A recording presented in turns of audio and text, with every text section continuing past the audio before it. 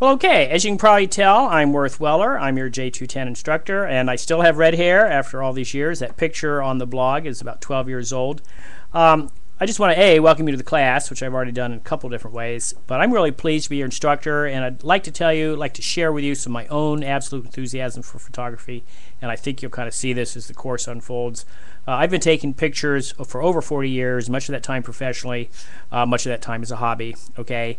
And I probably began when I was at Duke University in the middle and late 60s.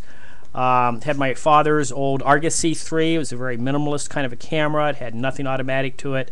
You had to manually set everything. Of course, it was a film camera. And I used to carry that into all the caves that I'd explore. My wife and I belonged to a spelunking club and would go up to Virginia and do a lot of cave exploration and always drag that camera around. My dad and I used to attend sports car races at Sebring, Florida, and I always took a lot of pictures of that. And then while at Duke, I was really lucky. I got to go to some really neat concerts. I got to photograph Janis Joplin. Later on, when I was in the Army, I got to photograph Country Joe and the Fish and the Grateful Dead, and that kind of stuff was really fun. So I have a really huge photography collection that starts off in the mid-'60s. I still have all those pictures. Some of them better shaped than others. I've been doing a lot of scanning of them, and you'll see a lot of them in this course. I was also lucky enough that there was a lot of really strong political activity going on at the time. You're probably aware that the 60s were a time of turmoil. I got to attend some pretty heady demonstrations, some anti-war demonstrations in D.C. At Duke University, Governor George Wallace came, and he was a real right-wing hater. And there's a big standoff between the students and his supporters, and I got to photograph that. And I think that's when I got my first pictures published from that demonstration. Of course, when I was in the Army, I went up to University of Maryland. I was there the night that the the protesters, burned down the ROTC building. Matter of fact, I got arrested for taking pictures there, spent the night in jail. That was a lot of fun. I was lucky in the Army, okay? The Army trained me to be a photographer. I was a Signal Corps photographer, went to a fantastic photography school after basic training, and then I lucked out and they sent me to Germany, okay? Lucky me, right? And my wife was able to come along, and I have thousands of pictures from all over Europe, old Europe. Really, really exciting time to be in Europe. Wasn't too touristy. And pictures of old castles and just beautiful kinds of things. Traveled all over Europe. I had pictures from all the way from Finland on the north, Spain on the south, the coast of France on the west, and Greece and Turkey on the east. So it was a very exciting time for me and a huge photo collection. After that, my wife and I moved to Indiana. We're from the East Coast, but we moved to Indiana and to North Manchester, as a matter of fact, to take a little job at the newspaper here. And shortly after that, I was able to buy the newspaper and able to continue my traveling, do a lot of traveling, and particularly in the 80s and 90s, I spent a lot of time in Central America. I have a huge photo collection from that time. I got to cover the so-called Sandinista-Contra War. That was really interesting. I got up to El Salvador, that was in Nicaragua. Then I got up to El Salvador to cover the tail end of the Civil War there.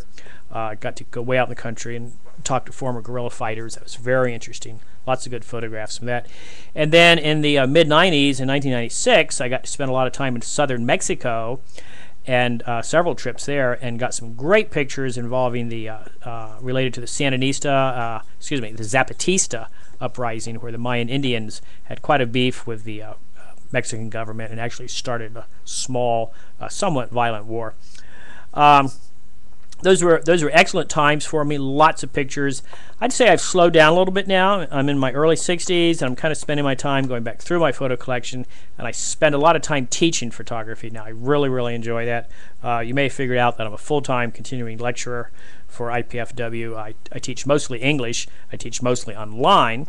And now I'm teaching photography online after having taught it face-to-face several times. So I think you're going to find out that the course is going to be a lot of fun. I really hope it shares. I hope you feel my enthusiasm for photography, either professional, as a hobby, or sort of as an adjunct to something else you're doing. There's some great skills involved. There's some great history. It's just a great form of self-expression. And in the course, you're going to learn about being able to express yourself through blogs and wikis. You'll be able to publish your own pictures, which is going to be really fun. So, hey, that's probably enough for this. Let me briefly tell you, my wife and I have been married 40 years. We have 3 great children. The middle child's our son, and he's followed in my footsteps. He's been on the faculty of the IU Journalism School, teaching photography. Last summer, he's worked for Reuters in South Korea. He's published in many places, and you'll come across some of his work in this class and some of his lectures. As a matter of fact, oldest daughter is a school teacher. She and her husband live in Denver, Colorado. They've given us our first grandchild recently, which is sure a lot of fun. And our youngest daughter lives in New York City, where she works for a museum there. And, of course, that's a lot of fun to go visit her. So books, I read just about everything. Barbara Kingsolver may be my favorite author. Movies, just saw Golden Compass. Looking forward to seeing The Bucket List. Lord of the Rings, of course, is favorite movie and favorite book, of course. And music, you name it. Pearl Jam, obviously out of the 60s, so Led Zeppelin, anything like that. Sonatica Arctica, Son Volt, REM. Those are some of my favorite groups right now. Rush, big Rush fan. All right.